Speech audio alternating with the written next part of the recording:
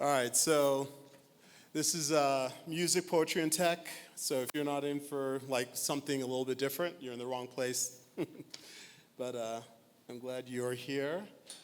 Going to start by thanking our sponsors. So here are our sponsors. You can see them. You've probably seen this slide a few times before. And then in addition, our partner sponsors and member sponsors. And then I'm just going to dive in, especially since I'm already late. So I'm Uche Obuji, pronouns are he, him. So I was born in Calabar, Nigeria, and I live in Boulder now. But there's been a lot in between all that. So, I have a couple of books of poetry. And I'm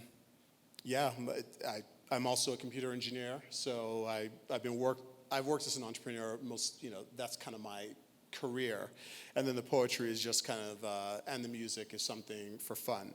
So I've been getting into music. Well, I used to be a DJ in college, and I got back into that recently I needed to tap into my artistic side. And that's what I'm going to be talking a lot about that. In fact, it's all about, celebrating the artist entrepreneur. And this is Cleo Parker Robinson, who's a Denver legend of dance.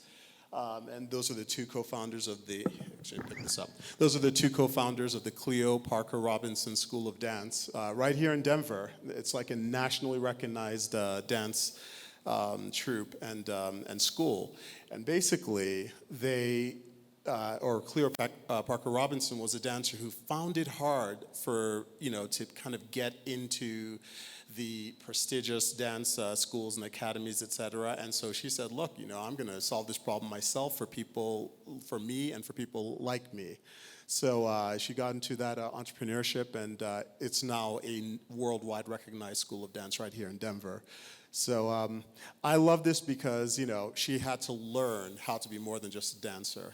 We all know what it is to wear many hats as an entrepreneur.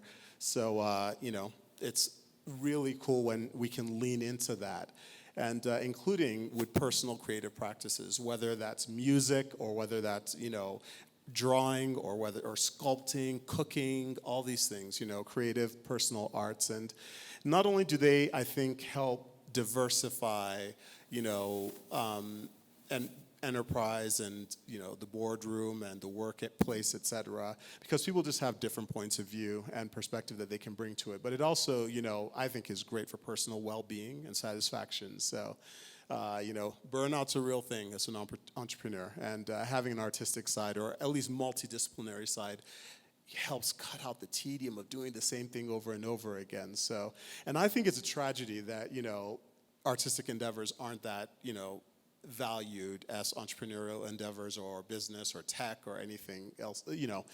I studied computer engineering. I've always loved poetry and music, probably more, but, got to do the practical thing, especially as an immigrant, and, get the practical degree, because the practical degree is in tech. It's not in any of the stuff that I really loved. So that's a bit of a tragedy, I think. But anyway, so the idea is to not just, talk about stuff that maybe since you're here, you already, feel the need for these things that I've just said. But let's just have a bit of fun with it as well. So Lenry Peters is a Gambian. He's a surgeon and a poet. So he passed away. But he's one of the legendary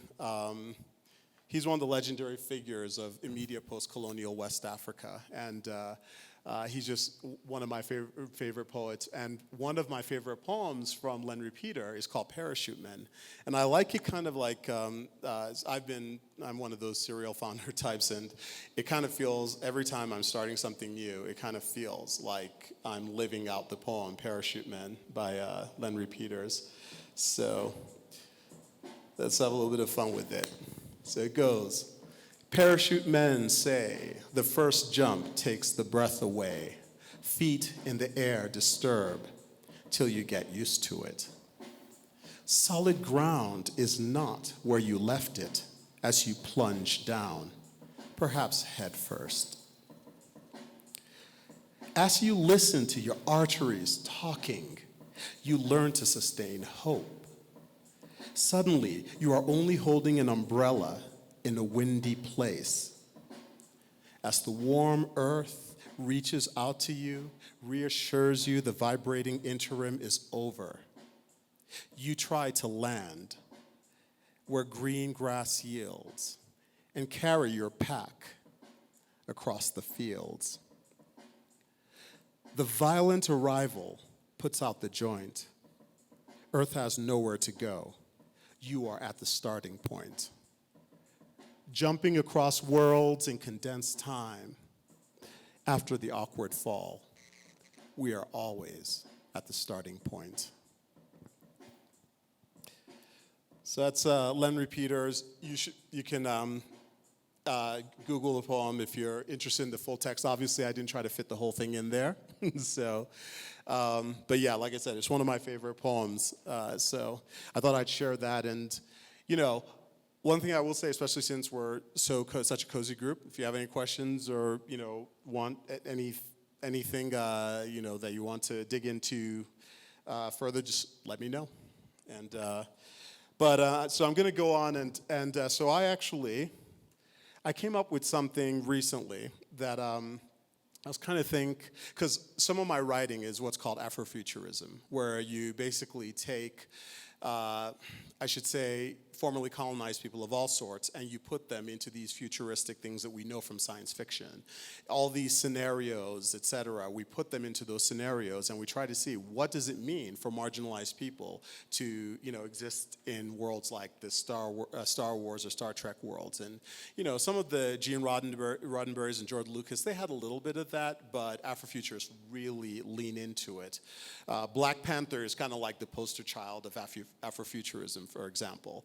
And actually, this is by a friend of mine, or rather, the illustration is from the Russian edition of a book by Nnedi Okorafor, who's a friend of mine, and I really should have put it up there.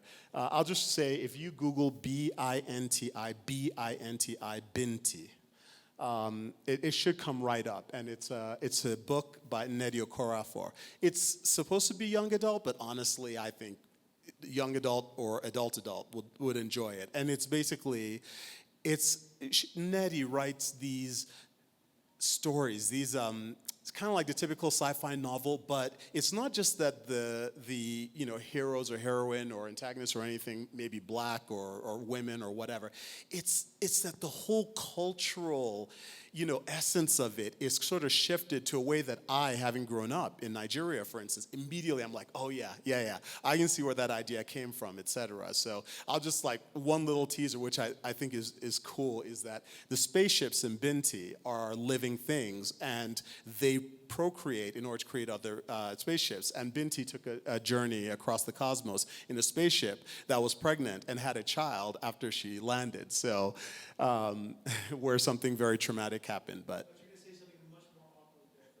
Oh, no, we'll try to lean away from all work. I hear you there. There's probably Afrofuturism in that vein too, so. But yeah, anyway, so this is just a point of reference. What I did was I sort of took Nnedi's idea, and I decided to, you know, say again, because I like to write, again, what makes me think of my own journey as an entrepreneur. And sometimes it's kind of like this whole idea that, you know, I'm a space trader and you're reaching out into, in our case, it's maybe the uncertainty of what is it going to succeed, where's the audience going to be, et cetera. But what if it's all the way across the cosmos, Tau City, Alpha Centauri, whatever you like. So I will stop talking and set this up. So yeah, we'll have fun with this journey. Yeah, 50%, it's loading. Spaceship loading. All right.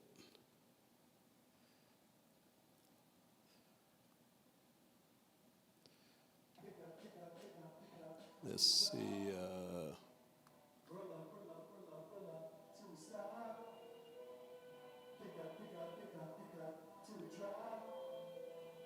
All right, hopefully that sounds okay.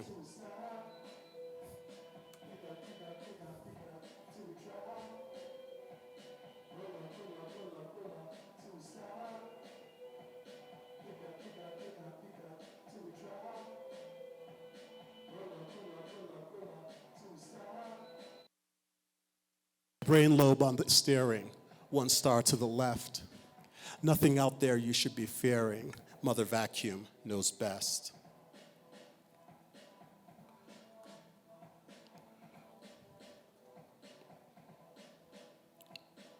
Put the needle on the antique. You want the warble on the beat. Resonate with the song in the spheres. You've heard nothing so sweet. You've heard nothing so sweet. The last person you touched, back home on planet Earth. If the memory keens too much, now you know what a touch is worth. All the way back to your birth. Soldier through the dark, wild star child, one super sleep from your goal. That's where your future is reconciled, what you sell to retain your soul.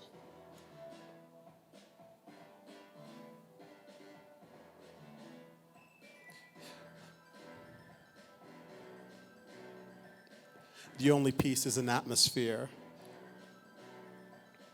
The only peace is an atmosphere. It's Cold War and the long between. You are the lifeline the planet share, taking people their dream. You know supply always reigns supreme. You know supply always reigns supreme.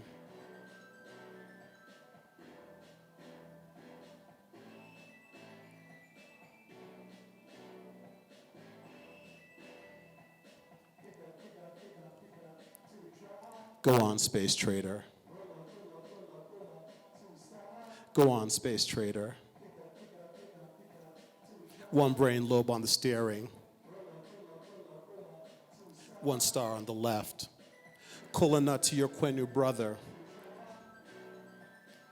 Kola nut to your Quenu brother. An heirloom to the family friend. A keepsake smuggled undercover. The kind of message where you don't click send. The traveler is the wisest head, no relativity needed. New worlds where new worlds are said, and by the traveler heeded. Through the journey repeated. All right, so now I'm gonna, does anyone in here happen to have a particular venture or interest or passion that they could imagine being carried into the voids of space? You? What? What's that? You have thoughts? Anything? I'm looking for a touch point. Video editing. Wow, on the long haul. Okay, so let's imagine we're on our way to Alpha Centauri. And over there, across Alpha Centauri, everyone is missing the people that they left all the way back on Earth. And they're wondering, how am I going to watch everything I missed in this little time that I have available to me? So you have to be good. Put all the footage together. Go out there, find the people in any sort of space, weather. You got to be real quick like a steeple on a church and tell them what it's worth to see your people back all the way on Earth. And that's how everybody looks up at the sky and they wonder why, oh why, all the people that I left behind are still out there wondering, what am I? Have I forgotten? Am I thinking of them? And out is the reply every time you see a comet go by. Thanks. Anything else? My brain's heating up, so that's always a good sign. That means that was a good prompt. So, yeah. I need to double check the time. Sorry, I keep on having to deal with prosaic worries, but that's reality, right? We're always changing context from the fantasy back to Earth. Some sort of race? Ooh. Okay, I like it. All right. Competition on the asteroid belt. I gotta get there first. Otherwise, the pain will be felt that I was the worst because the person on the other spaceship is trying to get me before the water drips through my veins and gets me the chains and all the reins across all the planes of space. It's a race. To the other side, we gotta glide and find what's deep inside the atmosphere out there where we're going. Yeah. All right. There's a space race. So I'm going to talk a little bit about, I'm going to skip this bit because we kind of have to go. I have takeaways because I know it's supposed to be a fun, music thing, but you know what? It's Denver Startup Week. It's a session. I got to have takeaways. So anyway, there's a line in the poem, and sorry, I tried to memorize it, but I just kind of finished it Sunday, didn't have time, so I was reading it off. But if anyone's curious about the text, just drop me an email, I'll send it to you. What the heck, why not? But yes, there's a line in there, the traveler is the wisest head. That's actually a literal, or the travelers is the wisest head. That's a literal translation of the Igbo proverb. Onyije ka onyisi awamarihe, which means the traveler is wiser than the elder, which I love that proverb because it's true. You have to go out and see the world, and even if you've had more time, sitting in one place and seeing your little context where you were born and what you've known all your life is not the same thing as going out and seeing how other people live and just kind of finding what else is out there. And so, yeah, that's I've traveled all my life, and I think that's entrepreneurs travel in a certain way as well. And I just think it's all tied together: the arts, traveling, exploration, diversity of interests and diversity of ideas. So I threw in a little bit of freestyle and improv, which I love, and I love it not only for to have fun with people and to incorporate their ideas into what I'm doing, but also because I think it helps in all the various endeavors where you sometimes have to think quickly on your feet, including, ventures and business and all that sort of thing. And I've often been asked, how do you do that? And it's really just like everything else. It's a muscle. You build it through practice and practice and practice. And so all right, maybe TMI, but I'm always freestyling in the shower. I'm just like, whatever I thought of as I stepped into the shower, I'm just gonna, go on it, while I'm taking the shower. So it's like, and by doing that, every day I get that rep.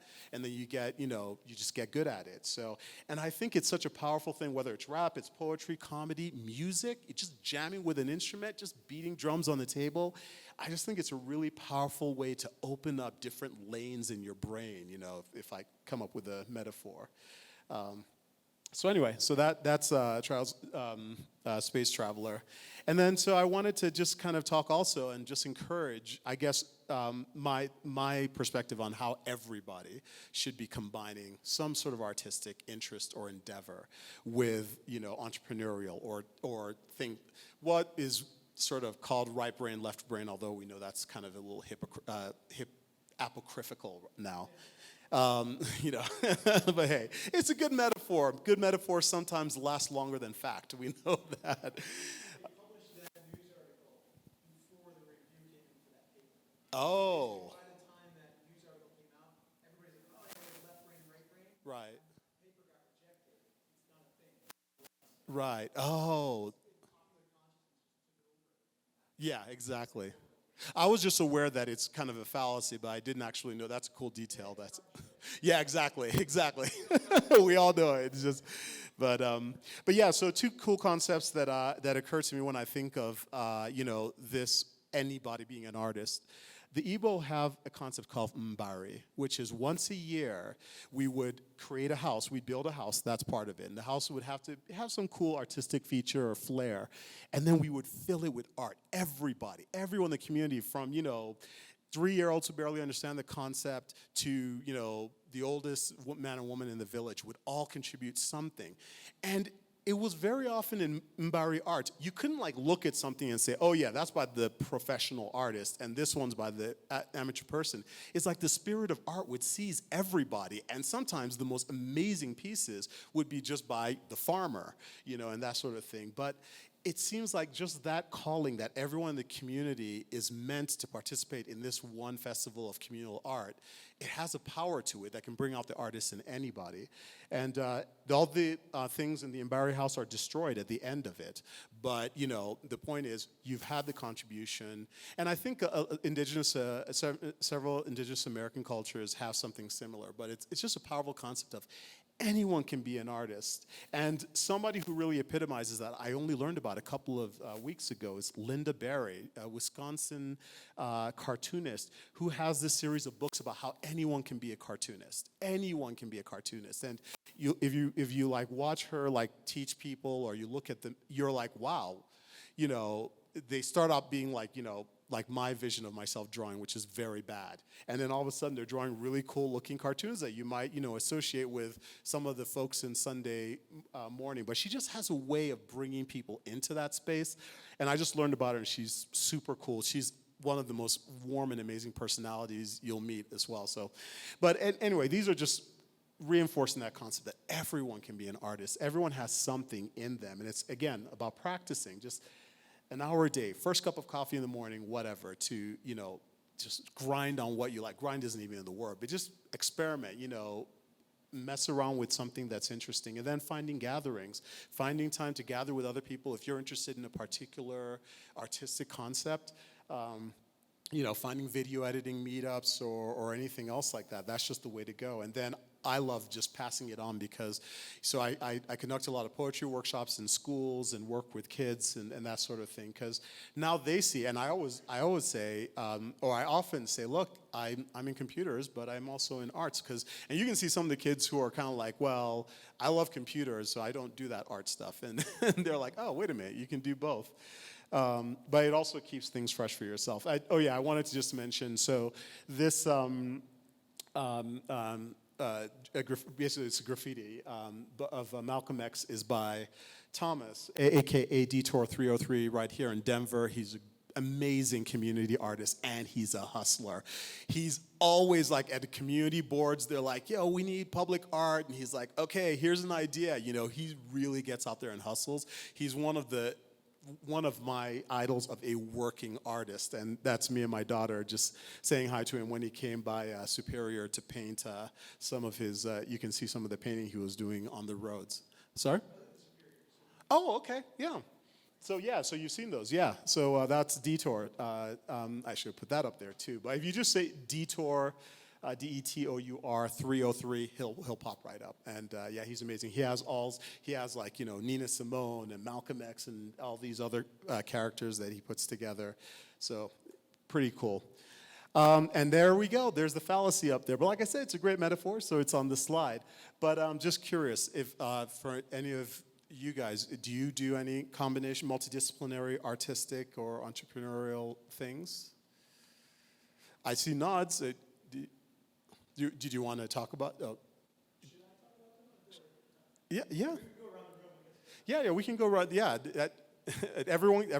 Well, there's a minute left, but you know what? That's fine. We'll split up the minute.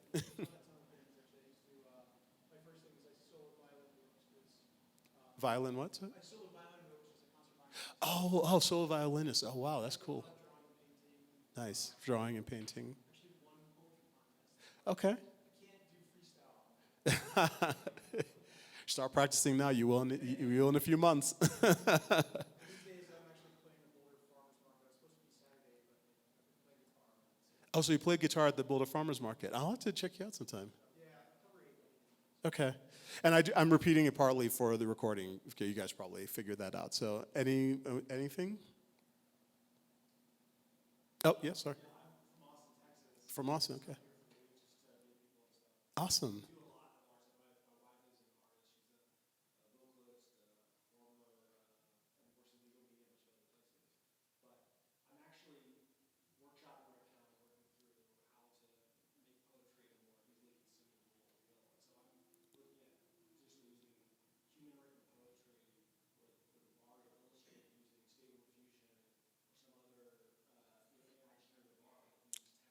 Right.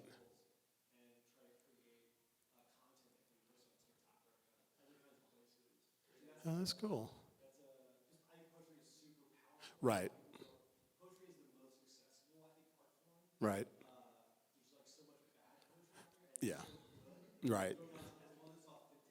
Exactly.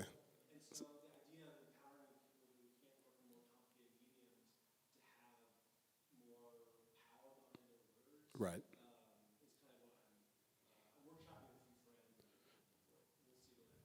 No, that's awesome. And so you're kind of using generative adversarial networks or that sort of thing to generate it. And so the words are the corpus. Like, okay, wow, that is pretty cool. Nice. So, sorry, yeah, no worries. Um, and do you?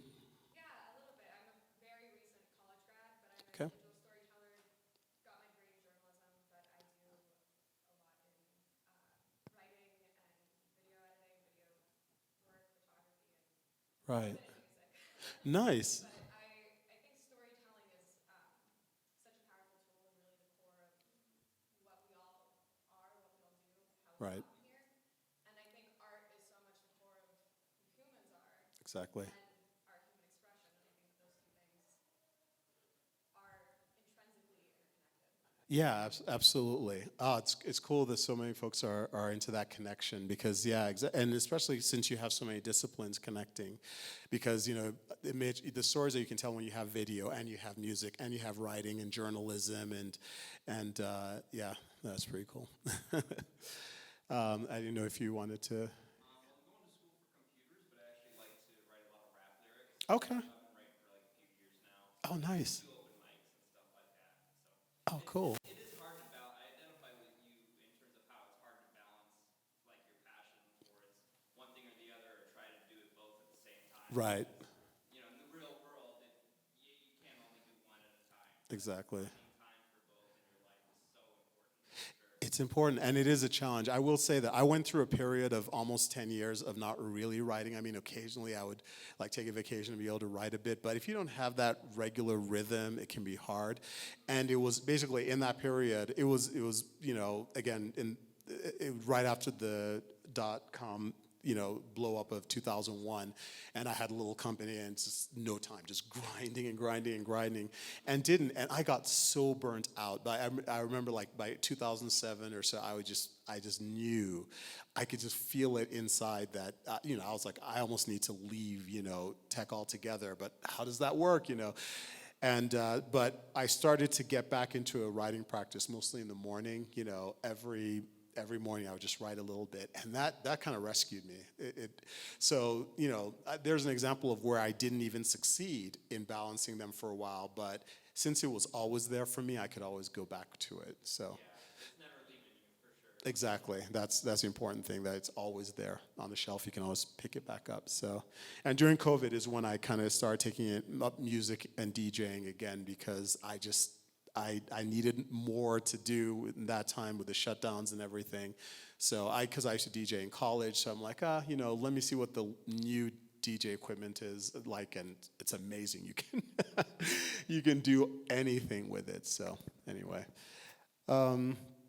so I think that's I think that's okay. I don't really have. I'm a bit over, but I do want to just kind of finish. I have a way of doing a land acknowledgement that I always try to make sure I incorporate, and I'll just run through it real quick, and then we can call it good. So, and yes, this is from Babe Ruth, the Mexican. So this is a salute to the First Nations. You see the flags of the Cheyenne, aka the Tsetse, the Nunchi'u, aka the Mountain Ute, the South Arapaho, aka the Hinononeno. Their names have been obscured. They're called all sorts of things. But let's get back to what our elders on this land are called. Let's start like this. Dine, Nde, Newe, Winnick, Salish, Hopi, Aashiwi, Pikuni, Lakota, Dakota, Nakota, Tsatsen, Te Iniko Hoguwe Banakut, Nuuchiu, Hinononeno, Tetse, Abso Oluuke, Katunaksa, Kulispe, Shitsuunt, Sekanedene, Neititapi, Sixikawa, Nimi, Numa, Sulix, Maya, Bensa, Mefa, Nahwa, Sotsil, Niimiu Puai Leptunehia na Usavi Hashuta Enema Nato, Raramuri, Winikatel, Tachiuyen, Nyanyu, Aya Ukjae, Tsajujmi, Kutsiputin, Tsilokotin. There can be enough room for our many in this great land, but let us earn that privilege by being willing to stand with indigenous genius where the bald eagle calls, interceding to heed the people who are elders to us all.